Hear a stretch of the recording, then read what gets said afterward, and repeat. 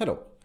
So today I'm going to talk about an article I came across wherein it was argued that predicting asset prices is just a machine learning problem. It has nothing to do with finance, and finance theories are pretty much irrelevant for such a problem. And the interview was with someone from China, and he is a very a fund manager managing over $1 billion in assets. He's more into trading actually. So he's a computer scientist, and most of the people who work in that fund are computer scientists. So it's basically a quant fund, and it's I think a trading firm using algorithms to trade in the market, and their views are that you don't need any finance theory in order to do predictions on the prices of different assets, and it's just a machine learning problem. Like you use machine learning in anything or everything else, you should use machine learning for this particular problem, right?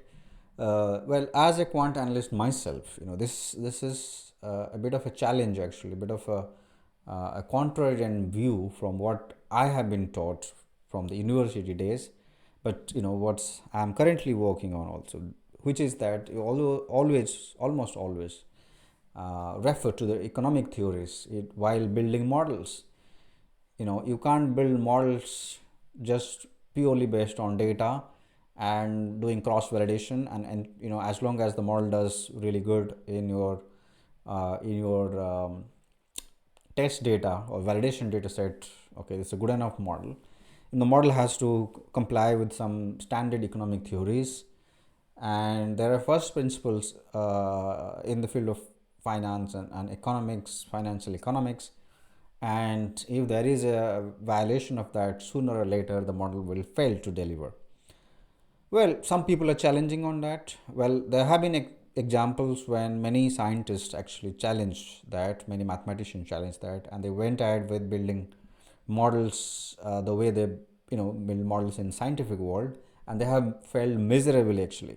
There was a wonderful paper by one of the physicists actually who went on to work in finance, and he has written a paper why the building models in finance is actually very different from building models in physical science. So replicating the same theory in the field of finance may not work, right?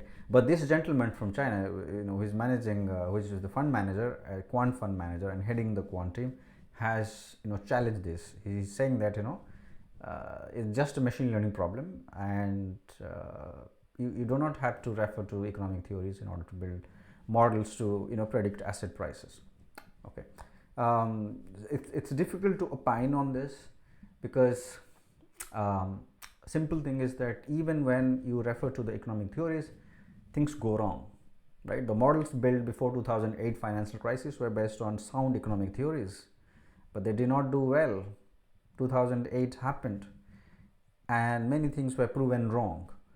I remember watching an interview of Professor Oswa Damodaran, and he was saying that in 2008 financial crisis, he started questioning each and every single theory that he has learned and he has taught to his students, simply because he was of the opinion that something like this cannot happen.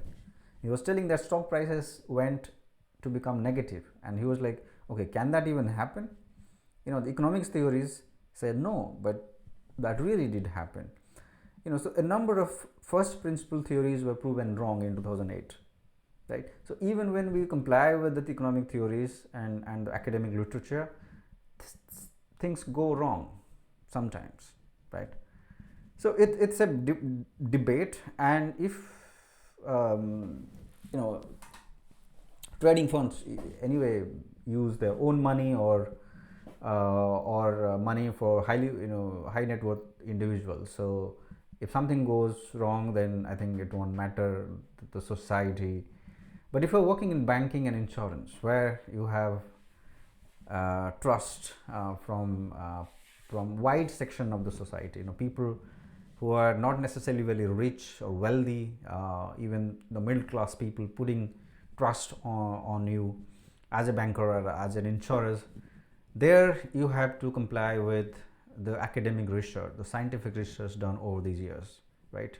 Despite having a question mark whether these concepts will remain unchallenged in the future or not, will there something go wrong? Well, it did go wrong in 2008, and many people lost money. Many, individual, like normal individuals who had put money in banks, they lost money because the banks went bankrupt and there was no sovereign guarantee on the deposits for many, and these banks were engaged in all kinds of activities, buying and selling of exotic assets, taking positions without knowing the underlying risk, and all that went into trouble during the crisis, and normal people who had no idea what was happening with their money lost the money, right? So why I'm saying all those things is because even in the banking world and the insurance world, which are regulated, where you have to comply with the theoretical models, the academic literature, things go wrong.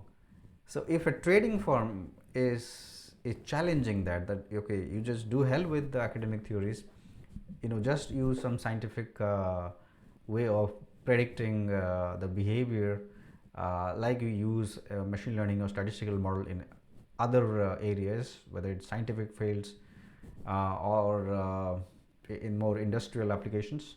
Just use the same techniques in predicting asset prices, and you'll be fine, right?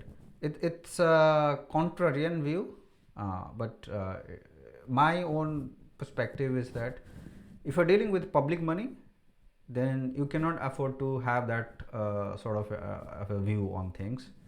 You have to go by the rules or the consensus of the academic professionals, which have been peer reviewed and challenged over many years.